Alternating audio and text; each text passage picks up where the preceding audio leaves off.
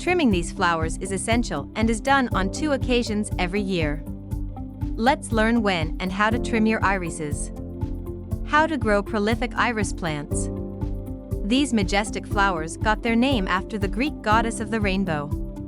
There are hundreds of species, but the most cultivated is the tall bearded iris, botanical name Iris germanica. Irises are overall easy to grow and produce a good yield of blooms as long as you provide good care. Plant them in late summer or early fall when the night temperatures are between 40 to 50 degrees Fahrenheit. Look for a spot with a full day of sunshine, as irises won't bloom in the shade. Irises need well-draining neutral or slightly acidic soil. They require frequent watering but don't tolerate wet soil in winter. Irises do best when planted further away from other plants. If you have enough space, build an iris bed.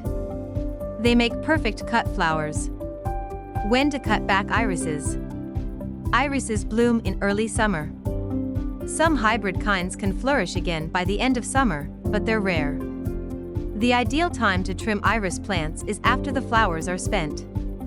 Wait for 3 to 4 days after the flowers have wilted. Then take a pair of sharp pruning shears and follow the flower stalk right to the base. Chop the whole stalk, but make sure you cut it at an angle. If you cut it flat, water will gather at the surface, leading to decay of the crown. When cut at an angle, the water will slide off. Iris pruning, is it necessary? It's vital to trim iris plants for 3 reasons: to keep them neat, avoid pests, and prevent diseases. Keep the iris tidy. Pruning the iris after it has bloomed will make the plant look tidy. There's no reason to keep the flower stalks, as they won't produce flowers again. You should leave the foliage as it provides food for the plant. But after the first couple of frosts, you can trim any damaged, yellow, or foliage with holes. Throw the cuttings in the trash, not in your compost, as they might carry a pest or disease. Prevent diseases. Trimming irises prevents diseases like botrytis, leaf spot, bacterial leaf blight, and soft rot. These diseases attack the foliage as well as the crown. The leaves become spotted and yellow, and the rhizome might turn soft.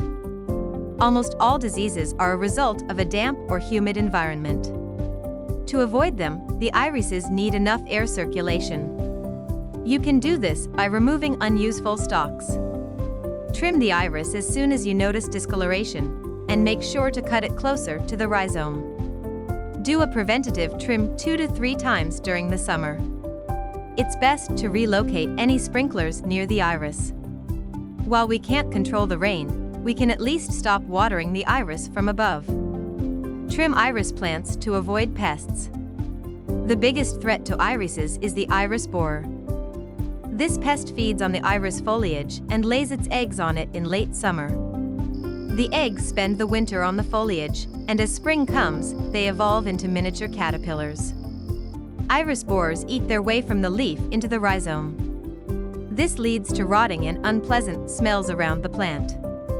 If you find that the pest has already affected the crown, dig it out and throw it away. Do you deadhead iris? Since irises flourish only once a year, there's no need to remove each flower individually. Instead, you take your shears and cut the whole flower stalk at the base. Trimming instead of deadheading the iris makes it look tidier and exposes the blooming flowers. Additional care tips for irises. Trim the irises before transplanting, leaving only 6 to 9 inches of foliage. Keep the rhizome slightly above the soil. It benefits from the sun and needs air to keep it dry. In winter, cover the rhizome with sand and evergreen boughs. This will keep the rhizome dry and protected.